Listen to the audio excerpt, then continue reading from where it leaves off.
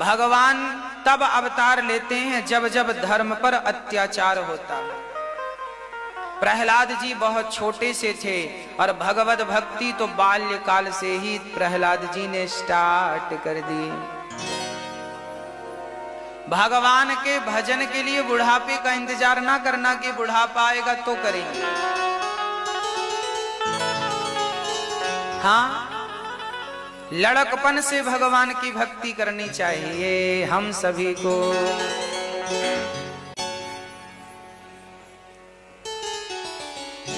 भजन करो मस्त जवानी में, बुढ़ापा किसने देखा है। आंख से देख न पाओगे, बुढ़ापे में आंख से देख न पाओगे, कान से सुन नहीं पाओगे, पाँव से चल नहीं पाओगे।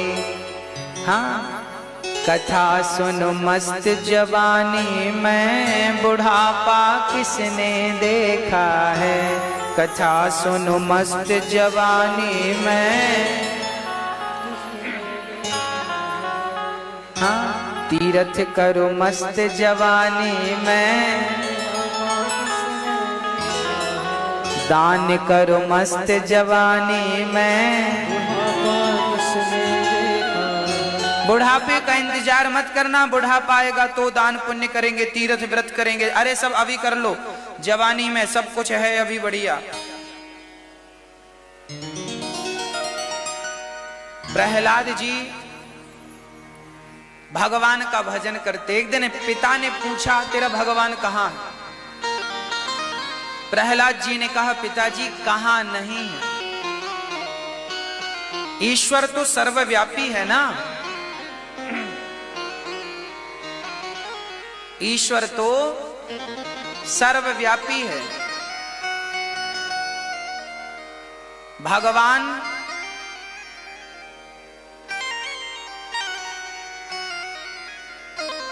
सर्वव्यापक हैं, कहां नहीं है। प्रहलाद जी ने कहा सब जगह है। हिरण्यकश्यप ने कहा क्या इस खंबे पर हैं? हाँ हैं। और जो खंबे पर प्रहार किया खंबा टूटा और नरसिंह भगवान प्रकट हो गए। भगवान खंबे से निकल के आ गए। भगवान वही है जहां भक्त की हाँ है, अर्थात जहां भक्त का प्रेम है, जहां भक्त का विश्वास है, ईश्वर वही है, वही है परमात्मा। तो भगवान सर्वत्र है, सब जगह है। प्रकट होकर भगवान ने हिरण्यकश्यपु का उद्धार किया। प्रहलाद जी से कहा बेटा कुछ मांगो। प्रहलाद जी ने कहा हे नाथ, कभी कुछ मांगने का भाव ही ना जागे, यही मुझे वरदान दे दो। मैं आपसे कभी कुछ ना चाहूं,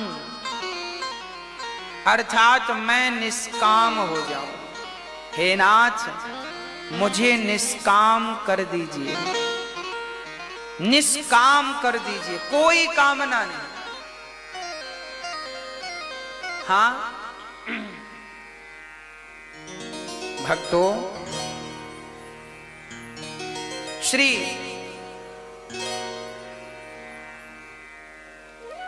भगवान एक बार प्रहलाद पर कृपा करने के लिए नरसिंह बने। एक बार हाथी के लिए, एक हाथी का पांव मगर ने पकड़ लिया था, जिसकी रक्षा के लिए भगवान को हरि का अवतार धारण करना पड़ा। पांव जब मगर ने पकड़ा तो पांव पकड़ा मगर बन करके, भगवान ने हरि बन करके बचाया और मगर का सिर काटा। हाथी के अपनों ने साथ छोड़ दिया था, हाथी की रक्षा हुई। हाथी क्यों बनना पड़ा? ये हाथी जो है पिछले जन्म का द्रवण देश का राजा इंद्रद्युम्न था। अगस्त जी ने श्राप दिया, हाथी की तरह उन्मत्त हो गए थे, तो श्राप दे दिया, जाओ हाथी हो जाओ। आज ग्राह का भी जो हुहु नाम का गंधर्व था उसका भी उद्धार हुआ। समुद्र मंथन पर भगवान ने 3 अवतार, कच्छप, धनवंतरी, मोहिनी अवतार धारण किया। बामन बनकर आए, राजा बलि से 3 पग भूमि का दान लिया। मत्स्य बनकर आए तो हयग्रीव नाम के दैत्य का उद्धार किया। अब भगवान कृष्ण राम बने पहले, कृष्ण बने बाद में। भगवान नारायण के पुत्र हुए ब्रह्मा, ब्रह्मा के मरीचि, मरीचि के कश्यप, इन्हीं के वंश में हुए हैं राजा नृग, इन्हीं के वंश में हुए हैं खटवांग, खटवांग के दीर्घबाहु, दीर्घबाहु के इनके पहले सगर हो चुके हैं, सगर के असमंजस, असमंजस के अंशुमान, अंशुमान के दिलीप, दिलीप के भागीरथ, जिन्होंने गंगा को प्रकट किया। फिर इन्हीं के वंश में खटवांग, फिर दीर्घबाहु, फिर रघु, फिर अज, अज के पुत्र हुए हैं दशरथ। दशरथ जी का बुढ़ापा आ गया, कोई संतान नहीं थी। दशरथ जी बहुत दुखी थे, बेटा नहीं। अच्छा, दशरथ जी के बेटा क्यों नहीं था?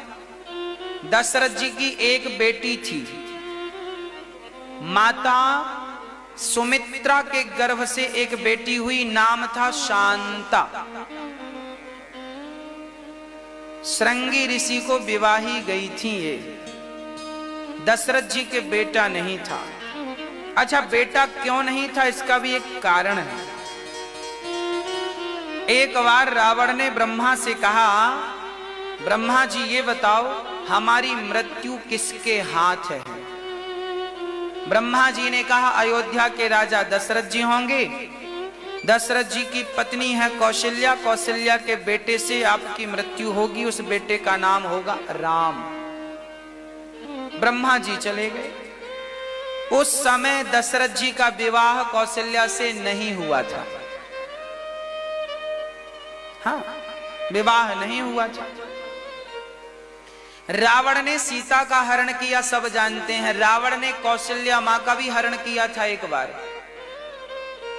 दशरथ जी जब शादी करने, विवाह करने जा रहे थे कौशल्या जी के पास, तो इसने कौशल्या जी का हरण कर लिया और एक पेटी में, बक्से में बंद करके समुद्र के टापू पर, इनका एक मित्र रावण का रहता था, पेटी वहां रख दी। और दशरथ जी की, वो नदी पार कर रहे थे, दशरथ जी की नाव उठा करके समुद्र में पटक दी। अब समुद्र की लहर आई तो जो पेटी टापू पर रखी थी वो समुद्र में आ गई, किनारे लग गई। दशरथ जी की नाव भी किनारे में लगी। अच्छा, रावण को क्या लगा कि दशरथ मर गया। ब्रह्मा से पूछा, देखो मैंने दशरथ कौशल्या को मार डाला, अभी कौशल्या को मारा नहीं है, मारूंगा। दशरथ जी को तो मैंने पानी में डुबा दिया, मर गया होगा। पर दशरथ जी तो बच गए। वो समुद्र के किनारे थे, पेटी किनारे मिल गई। दशरथ जी और वशिष्ठ जी भी वहां साथ में थे। दशरथ जी ने देखा कि यहाँ एक बक्सा है, खोला तो उससे एक सुंदर स्त्री निकली। देवी तुम कौन हो? क्योंकि वो बक्सा लकड़ी का था तो डूबा नहीं, किनारे लग गई। कौन हो तुम? उसने कहा मेरा नाम कौशल्या है। गुरु वशिष्ठ जी बोले, अच्छा यही कौशल्या और यही दशरथ है, तुम्हारा विवाह इनके संग होना था। अग्नि प्रज्वलित की, वहीं विवाह करा दिया। और गुरु वशिष्ठ जी ने उसी बक्से में दोनों को बंद कर दिया। रावण ब्रह्मा को लेके आया, देखो मैंने मार डाला। बक्सा खोलकर देखा तो दोनों निकले, दशरथ कौशल्या। रावण को लगा तुम कैसे मिल गए? ब्रह्मा ने कहा जिसे विधाता मिलाना चाहे उसे तुम जैसे क्या अलग करेंगे। तलवार निकाली रावण ने, अभी मार डालूंगा, अभी मार डालूंगा।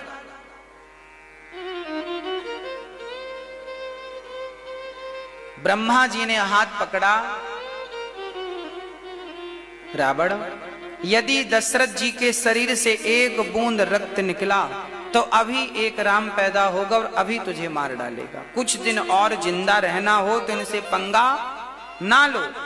दशरथ चुपचाप चला, रावण दशरथ चला गया। दशरथ जी कौशल्या जी अयोध्या आए। विवाह संपन्न हुआ। और जब विवाह हुआ तो रावण ने तपस्या की, हे ब्रह्मा जी तपस्या कर रहा हूं, वरदान दो। ब्रह्मा जी आए, क्या वरदान चाहता है? बोले दशरथ के बेटा ही ना हो। वरदान मांगा रावण ने कि दशरथ जी के बेटा ही ना हो। ब्रह्मा ने कहा जा, मैं वरदान दिया, तेरी तपस्या अच्छी है, जा, दशरथ के बेटा नहीं होगा। इसलिए दशरथ जी के बेटा नहीं था, वो तो खीर खाने से बेटा हुआ, दशरथ जी से बेटा नहीं हुआ। खीर खाने से बेटा हुआ, इसलिए बेटा नहीं हो रहे थे दशरथ जी, क्योंकि रावण ने स्टॉप करवा दिया था। तपस्या से गुरु जी के पास गए, गुरु जी ने यज्ञ किया, खीर खाई, तीनों रानियां गर्भवती हुईं और समय पर तीनों रानियों के यहां 4 बच्चों ने जन्म लिया। चैत्र का महीना, शुक्ल पक्ष, अभिजित मुहूर्त, रोहिणी नक्षत्र, दिन के ठीक ठीक 12 बजे, मध्य दिवस अति शीत न घामा, दिन के 12 बजे भगवान का प्राकट्य हो रहा है। मध्य में, हाँ, जब आप घड़ी में 12 कब बजते हैं? जब तीनों कांटे ऊपर हो जाते हैं। सेकंड का कांटा भी, मिनट का कांटा भी और घंटे का, तीनों एक हो गए ऊपर। 12 ऊपर होता ना, ऊपर हो गए तो क्या बज जाता है? 12। और जब 12 बजे तो भगवान का प्राकट्य हुआ। आपके भीतर भी 3 चीजें हैं, मैं अरु मोर तोर ते माया। यही माया है। मैं अर्थात अहंकार, मेरा अर्थात मोह, तेरा अर्थात द्वेष। तो जब मैं, मेरा और तेरा, जब ये तीनों आप ऊपर की तरफ कर देंगे, अर्थात आप संसार के लोगों में मोह ममता छोड़कर, जब आपकी मोह ममता भगवान के चरणों में हो जाएगी, जब आपका अहंकार संसार से हटकर भगवान के चरणों में पहुंच जाएगा, तब परमात्मा का प्राकट्य आपके मन मंदिर में संभव है। भगवान तब प्रकट होते हैं जब 12 बजते हैं। आपके जीवन में आप मर जाते हैं पर 12 बजते ही नहीं। अहंकार मिटता ही नहीं। अहंकार का कांटा बस नीचे की तरफ है। नीचे वालों से कहें कि हमें देख, जानता नहीं। आप अपना अहंकार दिखाते किसे हैं? नीचे वालों को। और कांटा हमेशा नीचे ही रहता है आपका, ऊपर जाते नहीं। ऊपर जाता नहीं तो भगवान, 12 बजता नहीं, 12 बजता नहीं तो भगवान प्रकट होते नहीं। मोह संसार से तो है, नीचे नीचे मोह का कांटा घूम रहा, ऊपर कभी गया ही नहीं 12 की तरफ। भगवान प्रकट कैसे होंगे? प्रकट हुए भगवान, भय प्रकट कृपाला, दीन दयाला, कौशल्या हितकारी। कौशल्या का हित करने के लिए, भक्तों का दुख दर्द दूर करने के लिए भगवान का प्राकट्य से धरा पर जब हुआ, तो भगवान श्री कृष्ण, भगवान श्री राम 4 रूपों में प्रकट भये। कौशल्या के यहाँ चतुर्भुज रूप में भगवान राम प्रकट भये। भगवान का जन्म हमारी और आपकी तरह गर्भ से नहीं होता। जैसे हम लोग जन्म लेते हैं माँ के गर्भ से, भगवान ऐसा जन्म नहीं लेते। भगवान प्रकट इसलिए लिखा है, भय प्रकट कृपाला दीन दयाला। वो प्रकट होते हैं, हमारी तरह जन्म नहीं लेते। कौन प्रकट हुआ? चतुर्भुज में राम प्रकट भये। कौशल्या जी ने देखा राम बड़े लंबे चौड़े, कौन हैं आप? मैं राम हूं। अच्छा राम, तो इतने बड़े, हमारे को तो बेटा चाहिए था और आप तो इतने बड़े बन के आए हैं। मैं एक दिन की इतनी लंबी बहू कैसे ढूंढूंगी? राम जी बोले ठीक है, छोटा बन जाऊं? हाँ हाँ। राम जी छोटे बन गए। कौशल्या जी बोली 4 हाथ ना चाहिए, मुक्कू 2 हाथ चाहिए। 2 हाथ गायब कर लिए। अब ठीक है। मैया बोली ना, बच्चा पैदा होता है तो रोता है, आप रोइए पहले। और ज्यों माँ ने कहा तो राम जी ने सुनी बचन सुजाना, रोदन ठाना, हुए बालक सुर भूपा। यह चरित जिगावही हरिपद पावही तीन परहि भव को है ना। यह चरित जिगावही हरिपद पावही तेन परहि भव कूपा। प्रिय भक्तों, जरा समझिएगा कि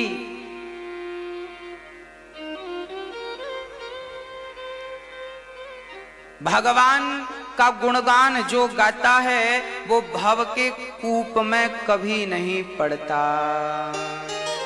हाँ, कभी नहीं पड़ता, कभी। श्री राम का जन्म हुआ, फिर भरत जी का, फिर सुमित्रा ने 2 बच्चों को जन्म दिया।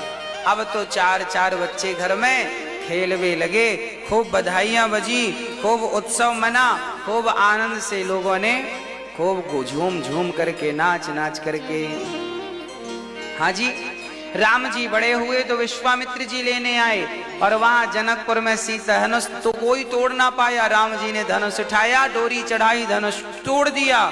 जो कोई नहीं कर सकता वही तो भगवान करके दिखाते हैं। धनुष तोड़ा और राम जी सिया पति बन गए। आज राम जी दुल्हा बन गए। विवाह हुआ, राम जी विवाह होकर सिया जी के संग जब गए तो वहां बड़ा सम्मान हुआ। कैकेयी मां ने मुंह दिखाई, सिया जी को सोने का महल दिया, कनक भवन, है ना। बहू देती ना मुंह दिखाई, सास देती है मुंह दिखाई। आपकी सास ने दिया कुछ की नहीं? नहीं दिया। बहुएं हमेशा यही कहती, कुछ नहीं दिया।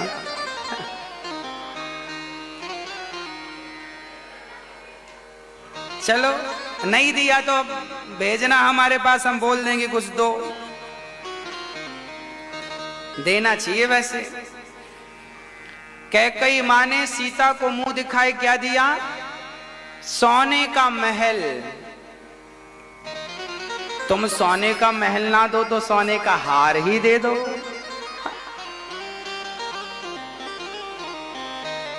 श्री कौशल्या मां कैकेयी बड़ा प्यार करती थी सीता से, राम से।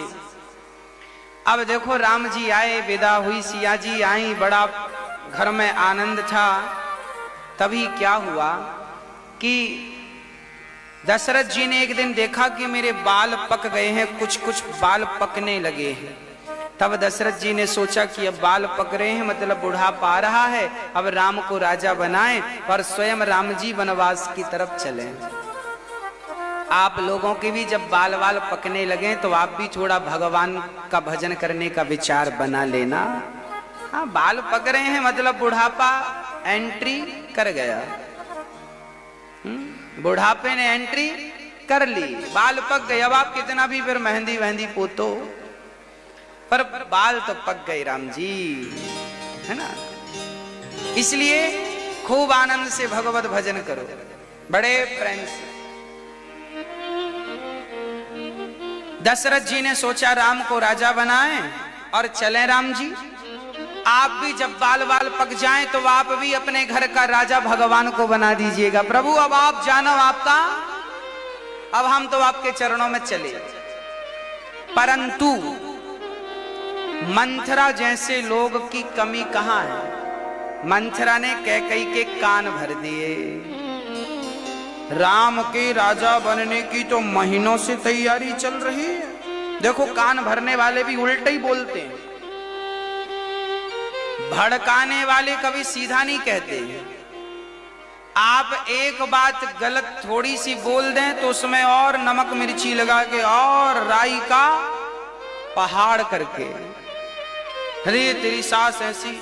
मंथरा ने कहा कैकेयी तुम सोती रहो, हाँ वो राम राजा बन जाएगा, महारानी कौशल्या बन जाएगी, फिर तुम कौशल्या के घर में साड़ी धुलना उसकी और पोंछा लगाना उसकी। कैकेयी डर गई, मैं क्यों पोंछा लगाऊं। कुछ माताएं होती हैं काम करने से बड़ा डरती हैं। आज बाई ना आए काम वाली तो बुखार आ जाती है। आज काम करना पड़ेगा, काम किया करो। कैकई भी डरती थी हमें झाड़ू पहुंचाना, और मंथरा ने इसी का फायदा उठाया। मंथरा ने यही कहा कि तुम्हें झाड़ू भी लगाना पड़ेगा, पोंछा भी लगाओ, पांव भी दबाएगी वो। कौशल्या तुम्हारी सौतन।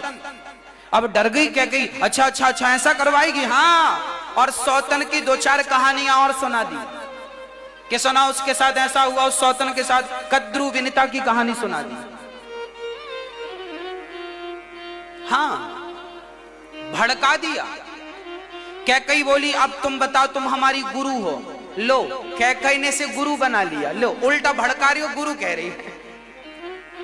आप भी कई बार ऐसी गलती करते हैं, जो आपका बुरा सोचता है आप उसी को अपना गुरु मान लेते हैं, उसी को अपना सब। आपके गुरु कौन? आपकी पड़ोसन आपकी गुरु बनी बैठी है। आजकल के नौजवान बच्चे अपने माँ बाप की नहीं सुनते, उनके फ्रेंड उनके गुरु बने बैठे हैं। आज गली गली में मंथरा डोल रही है, पहले तो एक ही थी केवल अयोध्या में, आज हर गली में दो दो चार मिल जाती है।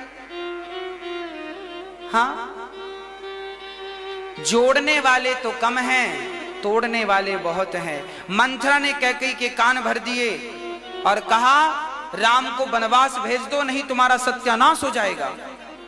कैकई ने बात मान ली। देखो, जब आप गलत लोगों की बातें मानते हैं तो सत्यानाश हो जाता। कैकई ने मान लिया मंथरा की बात। अरे मंथरा दासी थी, मंथरा तो झाड़ू पोंछा लगाती थी। याद रखना, कभी भी सलाह अपने से ऊपर वाले व्यक्ति से लेना। जिसकी बुद्धि आपसे ज्यादा हो, जिसके विचार आपसे पवित्र हो, सदा सलाह उनसे लेना, उनसे सलाह। जितनी बुद्धि आप अपने लेवल की बुद्धि से कम लेवल की बुद्धि वाले से सलाह लोगे तो वो क्या सलाह देगा?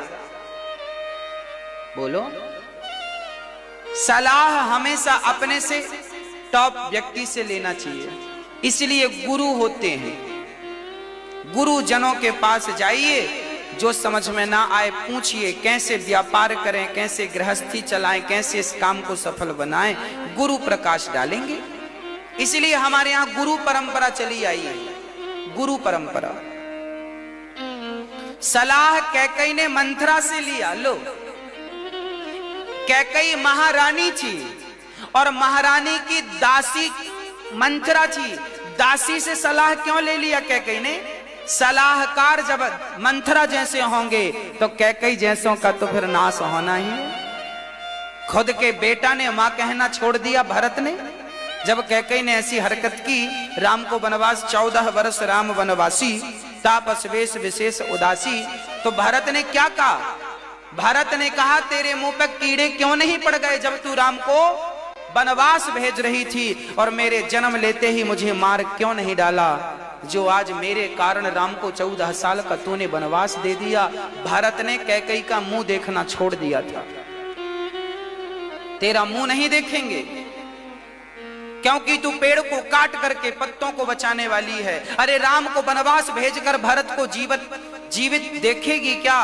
भरत जी भी मर जाते, वो तो राम आएंगे इस इंतजार पर जिंदा थे। कहा राम जी ने, भरत जी ने कहा था चित्रकूट जाकर, राम जी 14 साल में एक दिन भी लेट हुआ तो भरत की चिता पाओगे, जीता ना पाओगे। और जब राम जी आए ना तो भरत जी चिता तैयार कर रहे थे।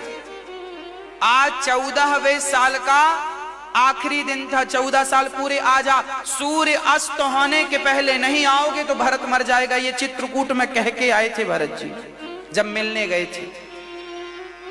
हाँ जी, भाई हो तो भरत जैसा, मां हो। देखिए कौशल्या का व्यवहार कैसा है। कैकई ने राम को वनवास भेज दिया, पर धन्य है जब चित्रकूट जाने लगे ना भरत जी, तो सब जाने लगे। तो कैकई को भी बाद में पश्चाताप हुआ कि मैंने गलत किया। जब दशरथ जी चले गए, सिधार गए, तब कैकई बोली भरत मुझे भी चित्रकूट ले चलो। भरत जी ने मना कर दिया, मां मैं आपको नहीं ले जाऊंगा। तब कौशल्या मां ने कहा भरत यदि कैकई नहीं गई चित्रकूट तो मैं भी नहीं जाऊंगी। धन्य है ये राम की माँ कि जिसने तेरे बेटे को वनवास भेजा, आज उसी का तू भला चाहती है। नहीं तो आज के जमाने में आपके संग कोई थोड़ा सा बुरा कर दे तो आप तो उसकी जान लेने पर उतर आएंगे। दया आदमी के अंदर समाप्त हो चुकी है लगभग। पर धन्य है वो कैकई कौशल्या मां, जिस मां ने कैकई पर कोई क्रोध नहीं, कोई बदले की भावना नहीं। राम जी वनवास गए हैं, सिया जी लक्ष्मण जी गए, चित्रकूट भरत जी मिले, पंचवटी गए, रावण सीता को चुराया है। रावण ने सीता को क्यों चुराया? क्योंकि यहां सीता माता का मन सोने में लग गया। राम को छोड़कर जब मन सोने चांदी में लगेगा तो स्वाभाविक है राम तो सोने की लंका में भेजेंगे ही ना। अंत में रावण को भगवान ने मारा है। सिया जी रानी बनी, राम जी राजा बने। राम कथा बड़ी अद्भुत है।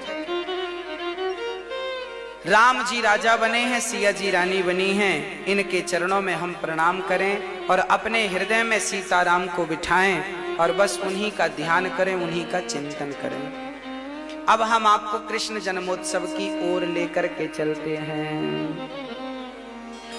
भगवान कृष्ण चंद्रवंश में आए।